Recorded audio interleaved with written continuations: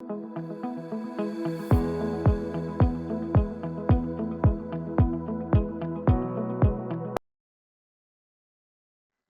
Friends, welcome back. हम आ गए हमारे नए सेशन में। इस सेशन में हम डिस्कस करेंगे विकैरियस लायबिलिटी, जो कि बेस्ड होना प्रिंसिपल एजेंट और master servant. Okay, introduction. Vicarious liability means when a person for the wrongful act of another, not because of his own fault, अपनी गलती की वजह से नहीं, but because of the relationship between them.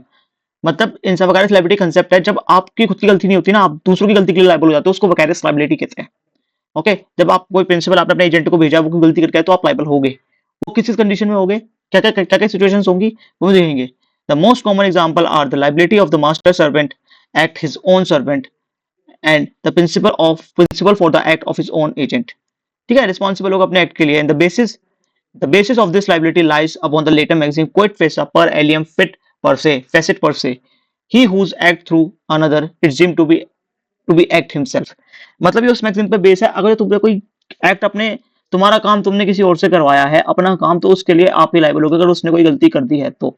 इस magazine का मतलब ये है। और respondents respondent superior let the superior be responsible.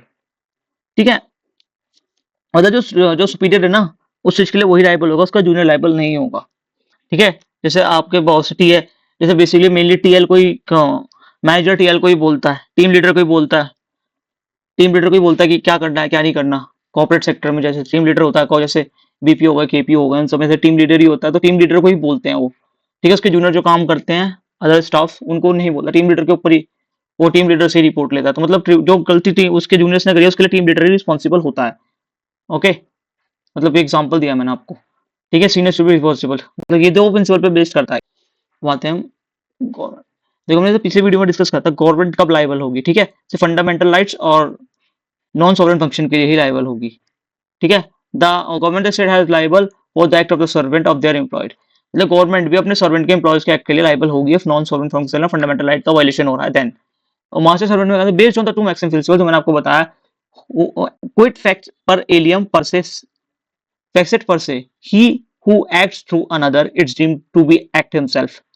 ठीक है, जो मतलब काम कर रहा है, जो भी किसी से काम करवा रहा है, उसके लिए आप ही लायबल होगा, कोई लायबल नहीं होगा। Let the senior be held responsible. Superior को ही रिस्पॉन्सिबल बनाएगा। रीजन बिहाइंड व्हाई ऐसा क्यों होता है। Servant act for the master benefits. Servant काम करता है उसके बेनिफिट के लिए करता है। Negligence of master is choosing retaining the servant. जो मास्टर की गलती है, जो उसको रिटेन नहीं कर पा रहा, वो choosing retaining servant. Everyone must be responsible for managing affair whether personally or through others. Master is in a better position to bear a loss. Master एक बेटर पोजीशन में होता है तो बियर द लॉस। ओके, ये कुछ reason है जिसकी वजह से उसको ही प्रॉफिट कराएगा होता है। प्रॉफिट आप कमा रहे हो तो लॉस भी आप ही करोगे ना, वो तो बेचारा एक एम्प्लॉय है। ठीक है, अब देखते हैं प्रिंसिपल एजेंट के केस में क्या होता है। The principle is liable for the act of his agent done within the scope of authority. जो स्कोप ऑफ अथॉरिटी है, तुमने अथॉरिटी दे रखी है उसको, तो उसके लिए वो कुछ कर देता है तो उसके लिए आप ही लायबल होगे। ओके, केस लो लॉयड वर्सेस क्लिज, इसमें प्रिंसिपल वाज हेल्ड दैट, उसमें ये बात कही गई थी कि जो लायबल है when his agent is committed fraud while acting within the scope of his authority. उसके स्कोप में होना चाहिए, मतलब कोई और उसके काम के लिए, उसके काम के अंदर ही जो काम डेलीगेट करेगा, हालात को कुछ कर रहा है उसका एजेंट, उसके लिए उसके स्कोप ऑफ अथॉरिटी में जो उसने अथोराइज करा था उस काम में कुछ फ्रॉड कर दिया उसने, तो उसके लिए प्रिंसिपल भी लायबल होगा। Okay, principle was held liable, जो प्रिंसिपल था वो लायबल करा गया था when the agent committed fraud while acting within his scope. Scope word का उसी काम को करते हुए, ये नहीं कि वो घर पे जाके भी कुछ अलग फ्रॉड कर रहा है, उसके लिए लायबल नहीं होगा।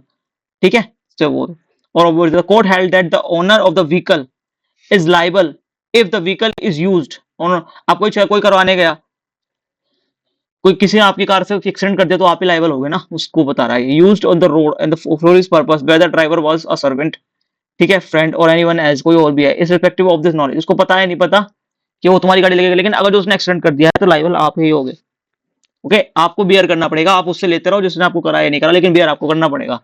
अरे बताओ, आपकी गाड़ी लेके गए हैं कोई, उसने चलान करवा दिया है, शॉर्ट शॉर्ट एग्जांपल है, उसके चलान करवा दिया तो वो चलान आपको ही भरना पड़ेगा। अब आप जो गाड़ी लेके आए आपसे ले लो, वो अलग बात है, लेकिन गवर्नमेंट मतलब एक्चुअल लायबल आप ही हो। आप उससे कैसे ले सकते हो फिर नहीं ले सकते, वो आपकी रिस्पॉन्सिबिलिटी, आप कैसे लायबल लोगे उससे नहीं लोगे, लेकिन आप लायबल आप ही होगे। ओके, प्रिंसिपल एजेंट के सर्वेंट में ये काम है। अब देखो ये मेन कंसेप्ट है, इस कंसेप्ट को ध्यान से सुनना। कॉन्ट्रैक्ट ऑफ सर्विस और कॉन्ट्रैक्ट फॉर सर्विस दो चीजों की होती है, बेसिकली मेन डिफरेंस है। बहुत बहुत अच्छा है, अगर ये समझ में आ गया तो आपको ये इस कंसेप्ट में कभी भी गलती नहीं होगी। कॉन्ट्रैक्ट फॉर सर्विस और कॉन्ट्रैक्ट ऑफ सर्विस और कॉन्ट्रैक्ट फॉर सर्विस। एम्प्लॉयर और एम्प्लॉय मास्टर एंड सर्वेंट हो गया। और इंडिपेंडेंट कॉन्ट्रैक्टर होता है, वो सर्वेंट नहीं होता, ठेकेदारी से बोलते हैं। ओके, ठेकेदार के सर्वेंट हैं, जो लेबर काम कर रही हो ठेकेदार के सर्वेंट हैं, तो उसके लिए लाइबल कौन होगा? ठेकेदार होगा। ठीक है, अब देखो सुनो, shorts versus J N for limited indicators of the contract of service. ठीक है, contract of service. Master power to select servant, master की खुद की पावर है, कोई भी सर्वेंट ले सकता है। ठीक है, पेमेंट ऑफ वेजेस और रेम्यूनरेशन, ठीक है, उनको रेम्यूनरेट भी करता है और वेजेस भी देता है, वही कॉन्ट्रैक्टर जो होता है। ठीक है, और master right to direct the method, mode method वही बताएगा। कॉन्ट्रैक्टर मतलब कॉन्ट्रैक्टर ही बताता है कि वैसे करना है, इस टाइप पे करना है, ये करना है, वो करना है। ठीक है, कैसे करना है, किस तरीके से करना है, किस टाइम पर करना है, सब चीज मास्टर बताएगा। मास्टर को राइट है बताने का। मास्टर राइट टू सस्पेंड और डिसमिस, मास्टर को राइट भी सस्पेंड करने का, डिसमिस करने का। अब इसके टेस्ट होता है, पता कैसे चलता है? Servant work under the direction, supervision and control of the master. ठीक है, इसमें मास्टर की डायरेक्शन, सुपरविजन और मतलब बेसिकली आपने घर पे पुताई वाला लगवाया है और उसके अंदर 4-5 लेवल काम करेगा। आपने एक कॉन्ट्रैक्टर को काम दे दिया, आपको लेबर से मतलब नहीं, आपको कॉन्ट्रैक्टर को ही बोलोगे कि मेरा ये काम टाइम पर नहीं हुआ है। ठीक है, independent contractor work is on skill, वो अपनी स्किल पर, अपने judgement, not under the master directly control. ठीक है, वो किसी का अंडर कंट्रोल नहीं कर रहा, वो गांधी करता है। अब वकायरसली, जो विनफील्ड कहता है, vicariously liable arise only the contract of service. जो वकायरस लाइबिलिटी होती है कॉन्ट्रैक्ट ऑफ सर्विस में लाइबिलिटी, कॉन्ट्रैक्ट फॉर सर्विस पे लाइबल नहीं होती है। ओके, देखो, the test is who has control over the way, मतलब ये पता चल गया, अगर तुम पे कंट्रोल है ना उसको निकालने का, सब कुछ करने का, तो आप उसकी रिस्पॉन्सिबिलिटी के लिए लाइबल हो गए। अगर आप उसको, आपके पास ये अथॉरिटी नहीं है, ये टेस्ट है, ये टेस्ट है। अगर आपने ये चेक कर लिया ना, अगर आप ये चीज कर सकते हो, उसके साथ रेमुनेट करते हो, वेजेस देते हो, डायरेक्ट कंट्रोल है, मेथड है, आप सब चीज बताते हो उसको, अगर इस कंसेप्ट को आप फॉलो करते हो, ये टेस्ट कंट्रोल कर लिया आपने, तो आप बता सकते हो कि आप उसके लिए वकायरसली लाइबल हो जाओगे। Vicariously liable arise only contract of service, not for contract of service. Contract for service पे apply, not for servant, contract for service पे नहीं होगी। ठीक है, the test is who has control over the ways in which work is done. Then a general rule is that workers remain the servant and general employees even a lent. ठीक है, okay, ये तो समझ में आ गया। Contract for service, contract, इस concept को समझ लिया तो सबको समझ में आ जाएगा। कंक्लूजन क्या कहता है? देखो, स्कोप ऑफ एम्प्लॉयमेंट और कोर्स ऑफ एम्प्लॉयमेंट। देखो, स्कोप ऑफ एम्प्लॉयमेंट ये होता है, if a master is liable, master कब लाइबल होगा? एक्ट ऑथराइज बाय हिम, अगर तुमने वो काम करने को कहा है और तो तुमने वो काम करने को कहा लेकिन उसने कर दिया, उसके लिए आप लाइबल नहीं हो गए हैं। Doing act authorise by him, unauthorise act, wrongful mode doing, उस एक्ट के लिए, इन मतलब इन दो कामों के लिए लाइबल हो गया। आप ऑथराइज एक्ट करा है, ऑथराइज एक्ट आपने करने को बोला है, उसमें उसने कुछ गलत कर दिया है, और अनऑथराइज एक्ट करने के लिए भी आपने ही बोला है। ठीक है, आपने बोला है वो काम करने के लिए, और अनलॉफुल मोड की तरीके से करने को बोला है, तो भी आप ही लाइबल, मास्टर ही लाइबल होगा। But if is not liable when a servant outside the scope of employment is on purpose, अब वो अपने आप से अपने घर पे बैठे कुछ अलग काम कर रहा है, उसके लिए लाइबल नहीं होगा। स्कोप ऑफ एम्प्लॉयमेंट में होना चाहिए, कोर्स ऑफ एम्प्लॉयमेंट में नहीं। ठीक है, स्कोप ऑफ एम्प्लॉयमेंट में होना चाहिए, कोर्स ऑफ एम्प्लॉयमेंट में नहीं। ठीक है, कोर्स ऑफ एम्प्लॉयमेंट तो आप उसकी नौकरी पर हो, अब वो नौकरी खत्म होने के बाद 7 बजे आपकी जॉब खत्म हो गई, ठीक है, और वो कुछ और कर रहा है, तो उसके लिए आप लाइबल नहीं हो गए, वो तो कोर्स ऑफ एम्प्लॉयमेंट हो गया। लेकिन स्कोप ऑफ एम्प्लॉयमेंट जो आप ऑफिस के अंदर कुछ काम करने को बोला या कुछ भी, मतलब कोर्स ऑफ एम्प्लॉयमेंट और स्कोप ऑफ एम्प्लॉयमेंट में यही डिफरेंस है। ठीक है, द प्रिंसिपल ऑफ वकालत लायबिलिटी, कंक्लूजन क्या कहता है? द प्रिंसिपल ऑफ वकालत liability plays a crucial role in ensuring the justice of fairness.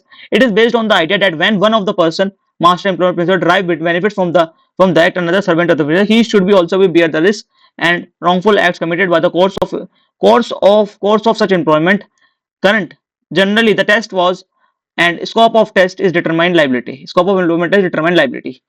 ठीक है, ये क्या था? प्रिंसिपल ऑफ कैरियर्स लायबिलिटी का play a crucial role insuring the justice of fairness. It is based on the idea when one person derives benefits from the another, he should be bear the risk from the, जो काम कर रहा है तुम्हारे पास, ठीक है, course of such तुम्हारे पास काम करते हुए, और जो आपने उसके स्कोप पे बताया आपके पास काम करते समय, तो स्कोप में टेस्ट होता है determine the liability, scope of employment test determine the liability. The doctrine is not only, ये doctrine not only protects victims and provide them the effective remedy against the financially capable defendant, but and also engage the employees, but caution the selection, training and supervision their employees.